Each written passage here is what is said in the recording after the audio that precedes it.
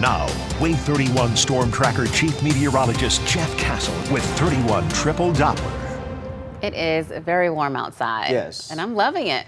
Yes, yes. I'd be loving it more if the radar was completely clear, but that's not the world that we are living in. We told you it'd be a close call with storms out towards the northwest tip of the state, and it is a close call out here. Let's get right to Wave 31 Triple Doppler, and we are seeing storms right along the state line. So you folks in Franklin, Colbert, Lauderdale County, these are going to be moving on by. There is a chance they could bring some severe weather, although as I mentioned a little bit earlier, as I've been watching this storm, which is now just to the west of Red Bay, it has been weakening. It's not looking as concerning on radar as it was when it did initially develop near Fulton, Mississippi. But with that said, as it clips across Colbert and into Lauderdale County, it may bring with it a little gusty wind and perhaps some hail as well. We're going to focus in a little closer on this. You can see where the storm is relative to Red Bay, now just off mostly to the north and especially the northwest. That's where the storm is most intense still here on the Mississippi side of the state line. But again, it is working its way on off to the north, so there's going to be a brief period of some heavier rainfall that comes through and maybe some small hail as well. This is tracking towards Cherokee by 4:36, Gravelly Springs by 4:48, the Underwood area coming up just before the top of the hour around 4:55, might stay just west of you folks in Florence, Sheffield, Tuscumbia, and Muscle Shoals. And we'll have to wait and see if it does continue to maintain itself. I will say some showers that earlier today were trying to develop around Haleyville. We're just having a tough time getting going.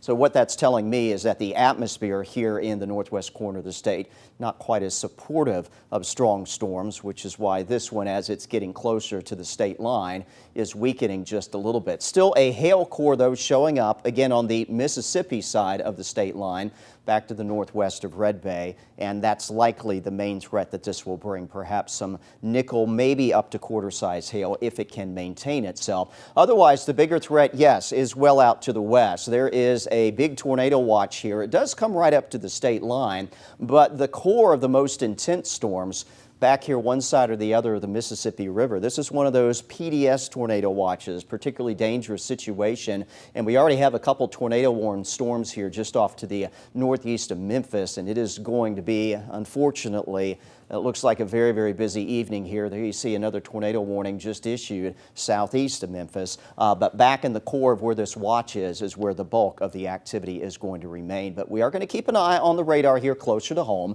Future radar kind of picking up on that activity right along the state line, showing it scraping by the northwest corner of the state. And then that may be it. So once these storms back off to the west of us, kind of brush by the northwest tip of Alabama, we may not have much else to worry about. So after 7 o'clock this evening, that threat likely will be gone.